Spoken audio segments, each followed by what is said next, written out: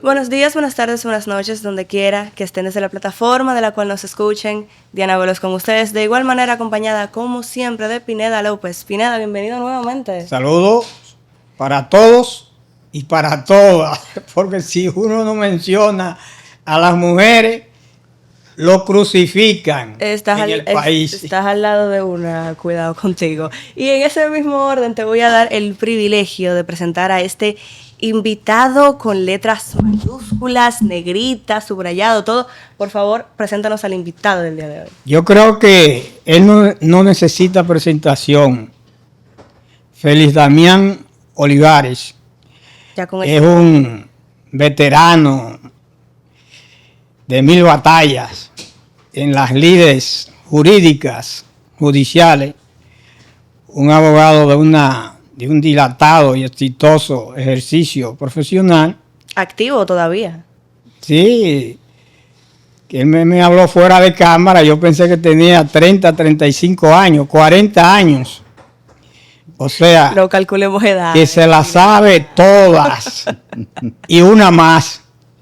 Adelante, Diana, no sé si tú tienes... Antes de eso, yo no quisiera soslayar en este espacio un hecho que a mi juicio tiene muy pocos precedentes por la magnitud, y es que el gobierno dominicano, en una acción a mi juicio un tanto drástica, severa, dispuso la salida sumaria, le dio un ultimátum a 9, 10 diplomáticos de la Embajada Cubana en la República Dominicana.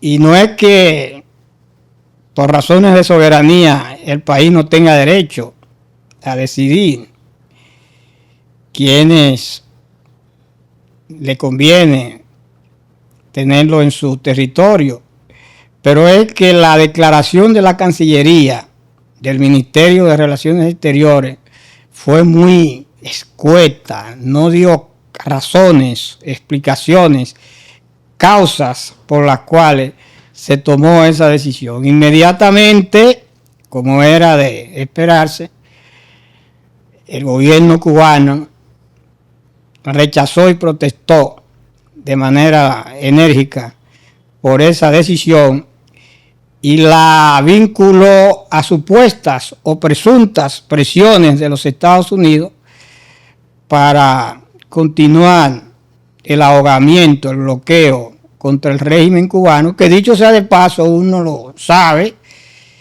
que es un régimen ya anacrónico, obsoleto, fuera de contexto, pero que Cuba continúa haciendo régimen. Sí, continúa haciendo régimen. Hay medidas que se están tomando, como el problema energético.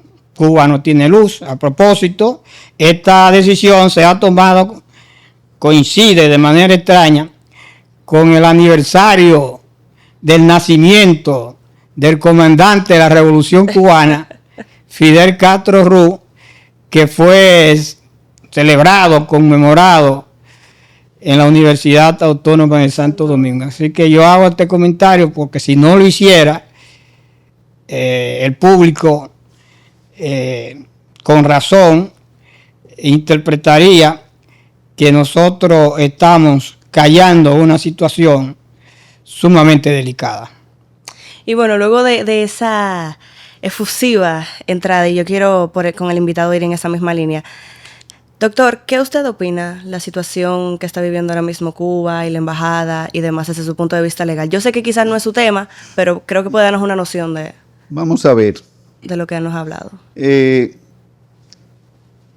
Durante la adolescencia y la juventud, quienes nos formamos, digamos, en los años 60 y 70 más bien, bajo la égida, digamos, de la Guerra Fría y todo el tema, la sensibilidad social. Una sociedad muy convulsa en aquellos años. Los criterios de solidaridad y todo lo que era la lucha agraria, los derechos del trabajador, las libertades, básicamente las libertades de opinión, de expresión. Ese proceso de transición democrática que vivimos durante esa época, uno se iniciaba muy joven en la preocupación política. Yo provengo de una familia conservadora y en mi casa, pero en mi casa el único que favorecía ciertas ideas era yo, francamente. Y tuve la oportunidad de viajar a Cuba siendo joven. ¿En qué año? Yo viajé a partir de las políticas de cielos abiertos del doctor Balaguer. Okay. Yo viajé en el año 88 y volví en el año 90. Y lo que puedo decir que eso fue muy revelador en cuanto a verificar que se trataba de un régimen autoritario y más que autoritario, casi represivo, sí. Totalitario. Había una represión muy enérgica. Recuerdo que en Cuba tuve la oportunidad de conseguir el libro de Gorbachev, La Perestroika. Oh, sí. Tremenda pieza. Y todo el concepto de la perestroika y del glasnost. Y en Cuba los cubanos no tenían acceso a esos libros. De hecho, estaban prohibidos. Y de los varios libros que conseguí, yo dejé algunos allá. Que la perestroika, dicho sea de paso, fue el inicio del fin del régimen soviético, de la caída del muro, de esos países de la llamada órbita socialista soviética. Entonces, ¿cómo decir? Esa experiencia me hizo ver como demócrata liberal, aunque con sensibilidad social e inclinaciones por la solidaridad con la Revolución Cubana. Con las mayorías carenciadas. Eso no con la Revolución Cubana, porque yo nunca fui ni pro cubano, ni pro chino, ni pro albanés, como en la época de ustedes. Pero sí pro americano, ¿no? No, sí aprecio las cosas interesantes de la democracia norteamericana, digamos, del desarrollo institucional. El desarrollo institucional y el pronunciamiento de nosotros, el pueblo. Y todo aquello del discurso de Gettysburg, de Abraham Lincoln, sobre la democracia, del gobierno del pueblo, para el pueblo y por el pueblo. Toda esa amalgama y lo que se ha venido viéndolo en retrospectiva, lo que hemos visto al final del día, es que el régimen castrista, que no cubano, sino castrista. Sí, porque esa es la diferencia. Al final, el régimen castrista es un régimen totalitario y que se dedicó a impulsar la revolución violenta en nuestros países. Y miren lo que tenemos ahí en Nicaragua, que todo el mundo sabe que Tachito Somoza era malo y que Tacho Somoza era malo, pero esto es peor. Daniel Ortega sí. Y la Murillo y la esposa son peores, es decir, una pareja de esposos que se proclaman dictadores y que rechazan las elecciones y que han perseguido a sus compañeros de revolución, a todos. A Sergio Ramírez Willock lo declararon que ya no es nicaragüense, que ya no era, exacto. Al comandante Den Pastora también, que fue vicepresidente y lo atacaron. Y además un gran escritor, un gran poeta. Claro. Todos, Ernesto, el sacerdote Ernesto, ahora se me... Sí, hombre, Ernesto, ay Dios mío, fue famoso en la Revolución Sandinista. Yo recuerdo un libro de Julio Cortázar que se llamaba Nicaragua tan violentamente dulce. Entonces, si usted ve entonces el desastre que provocó la exportación de la Revolución Cubana en Venezuela y la tragedia humana que eso ha conllevado, hay que reconocer que mi padre tenía la razón. Tu padre. Sí, mi padre tenía la razón. O sea que porque teníamos discusiones desde adolescente, yo Ideológicas. planteando una Posiciones postura de avanzada. y el otra. Y definitivamente mi padre tenía la razón. O sea, con relación a esos sistemas.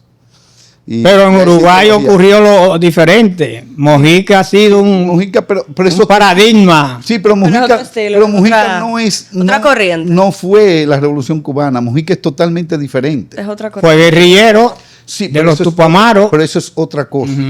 Y sí, yo conozco La historia. y todos los que vimos a Costa Gabras con Estado de Sitio, la película de Costa Gabras, conocemos lo que fue Raúl Sendic, lo que fue El jefe de los Mujica, Tupamaros todo que esto. estuvo preso. Sí, pero habían corrientes, y debo decir, hay países en Latinoamérica en donde persiste una gran desigualdad y países que tienen mucha riqueza.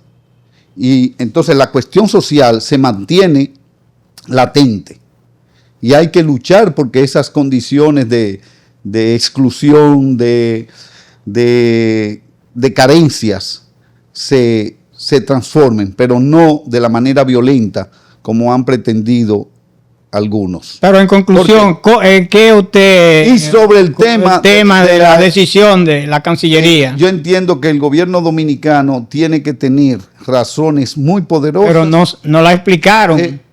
Es probable que la explicación... Los canales diplomáticos, No, a través de los... la explicación... No, ellos saben, los cubanos saben... Porque una medida tan drástica o es espionaje, o sabotaje, terrorismo, precisamente, comercio desleal, no, pero no han dicho nada. y precisamente por la gravedad de lo que sea, es muy probable que no lo sepamos en estos años, sino que lo sepamos después. Recuerde que Cuba tuvo a un embajador, que de hecho fue embajador aquí, o fue diplomático norteamericano aquí. Escúcheme. Manuel Rocha. El nombre, Ernesto Cardenal. Ernesto Cardenal, sí, el sacerdote y escritor. Pero se me olvidó lo de Cardenal. Sí. Sí, entonces, ¿qué ocurre? Noé Fonseca, todos Sí. O sea, eso fue una revolución. Es más, Intelectuales, Fonseca, un gran... Humberto Ortega, el hermano de Daniel, sí. terminó enemigo de Daniel Ortega. O sea, que aún ni los lazos familiares se respetaron. Pero lo que les iba a decir con relación a eso, nosotros tuvimos aquí a Manuel Rocha, que duró 40 años al servicio Y era un espía. del servicio de inteligencia Sí. cubano. Entonces, cuando se verifica Y dirigió la Barri. Sí, y todo una esto, cosa increíble. estuvo inserto en la misma, digamos, poder de los Estados Unidos y sin embargo estaba al servicio de los Del régimen cubano. del régimen cubano. Entonces, si el gobierno dominicano, con una persona como es Roberto Álvarez, como están los servicios de inteligencia dominicanos que se vienen fortaleciendo, y la prudencia del presidente Luis Rodolfo Abinader Corona, usted puede estar seguro que motivos hay. Las razones... Que esos motivos permanezcan, digamos, súper secretos, a veces conviene. Hay una razón de Estado y a nosotros nos debe abonar la tranquilidad de que se hace por el bienestar del país y de la región. Así es, así es. Y, O sea, doctor, de verdad que yo necesito luego de esta introducción tan cultural, ¿verdad? Porque sabemos de conocimiento público que su materia es particularmente el derecho penal.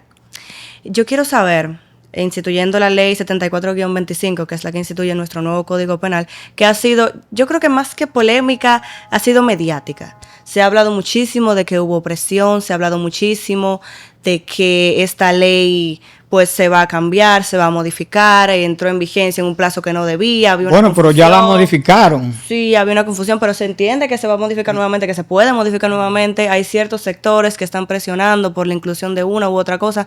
Usted, de manera global, su opinión sobre esta ley que entró en vigencia recientemente. Debo iniciar por decir que en febrero de 1997, el entonces señor presidente de la República, el doctor Leonel Fernández, nombró diversas comisiones para la modificación de los códigos, los llamados códigos napoleónicos. Y la comisión estaba para el código penal, el que establece qué conductas son castigables. Las describe, o sea, qué conductas son disvaliosas y las amenaza o las acompaña de una pena, de una sanción. Esa comisión estaba integrada por el profesor Rafael Ricardo Artañán Pérez Méndez, doña Mercedes Cosme de Gonel, Víctor José Castellanos Estrella, Juárez Castillo y José Lorenzo Fermín Mejía. Juárez, el hijo de Vincho. El hijo, el segundo de los hijos. Muy buen abogado. Sí. O sea, esa comisión, porque yo tuve mucha cercanía, ellos trabajaron, hicieron una compilación de todas las leyes penales que se habían votado desde 1844 o 1845, porque en realidad... Desde la independencia. Desde la independencia hasta 1997, 98. Ellos hicieron toda una compilación. Ahora, a ellos se les presentó el dilema de qué modelo adoptar, por un lado, y hasta qué ámbitos ellos iban a llegar. Un código penal se supone que para darle certidumbre a las personas y a los operadores, debe incluir todas las leyes de una materia. Todas las leyes que sean referidas. Este código no cumplió con esa función porque se dejaron leyes como la de drogas, la de lavado de activos y otras leyes se dejaron por fuera. Y entonces solamente se dejaron las que tradicionalmente formaban parte del código, se sacaron la mayoría de los delitos bagatela y las de jueces de paz, prácticamente, las que eran, digamos... Los más simples. Los que eran faltas. Exacto. O contravenciones, eso se saca y hay un endurecimiento de las penas. O sea, y usted me preguntará, ¿el endurecimiento y el rigor de las penas disuade al delincuente? Real y efectivamente, históricamente se ha establecido que no. Que en principio debía de ser esa la función. Que el rigor de las penas no disuade a quien está determinado a cometer un delito. Porque se siguen cometiendo de igual forma. Lo que lo disuade es la certeza o la alta probabilidad de ser capturado. Entonces... Y de que a su vez se le aplique esa pena. Porque casi nadie comete un delito pensando que lo van a atrapar. Por eso todo el mundo trata de borrar las huellas del delito, escapar, tener una vía de escape, de destruir las evidencias. De hacer que aquí no pasa nada. Y eso no es algo nuevo. Eso lo decía César de Bonesana, marqués de Beccaria, en 1748, en Los delitos y las penas, que decía, no es el rigor de la pena, sino la certeza de su aplicación lo que disuade al delincuente. Entonces, ¿cuál es se podrán formular muchísimas críticas, porque cada quien querría tener sus leyes penales, las que le interesen. Pero ya la decisión política, es decir, los legisladores de todos los partidos, porque participaron todos los partidos, es una ley orgánica que tiene una mayoría agravada para su adopción, y votaron tanto los de la mayoría legislativa del PRM, los del PLD y los de la Fuerza del Pueblo, y la de las otras fuerzas que tienen representación minoritaria en el Congreso.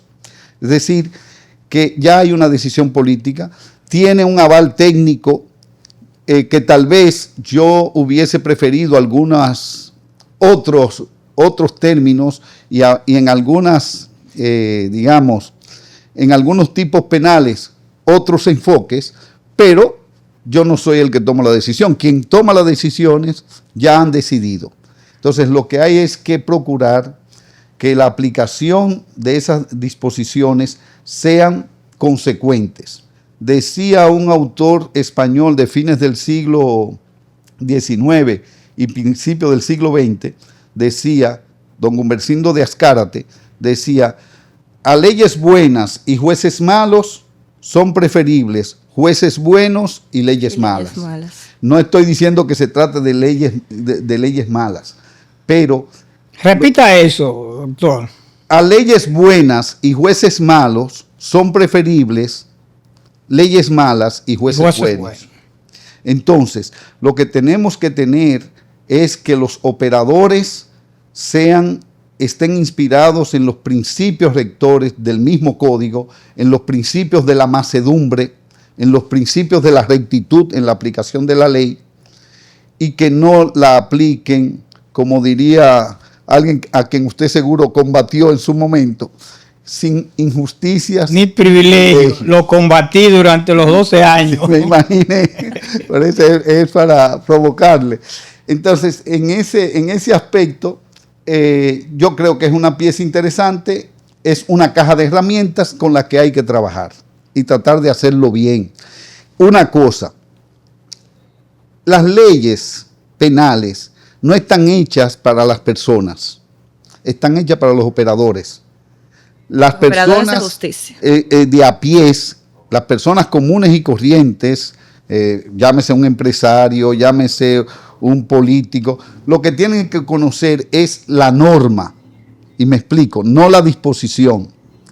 Me explico, todo el mundo sabe que matar a otro es malo. Ella es estudiante de Derecho. Todo el mundo sabe que apropiarse de lo ajeno es malo, es dañino. Sí.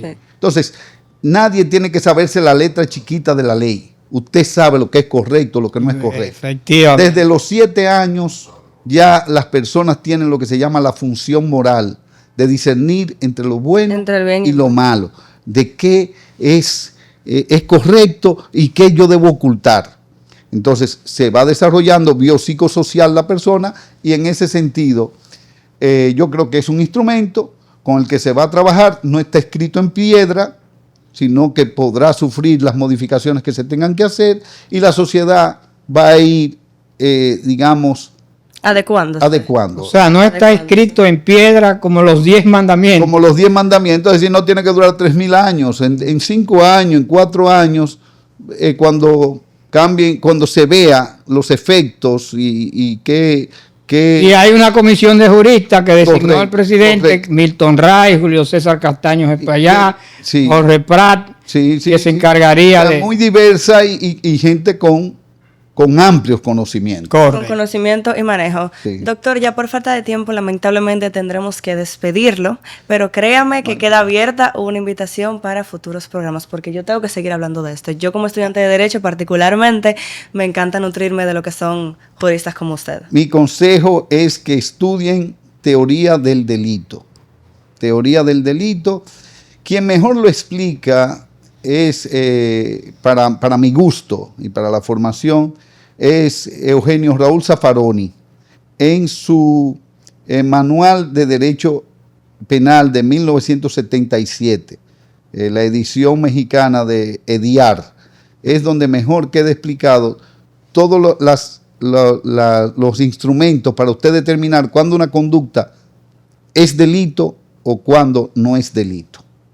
Perfecto. Eso es lo que yo les recomendaría a los estudiantes. Perfecto, muchísimas gracias, Pineda. Sí. Gracias nuevamente. Aprendimos.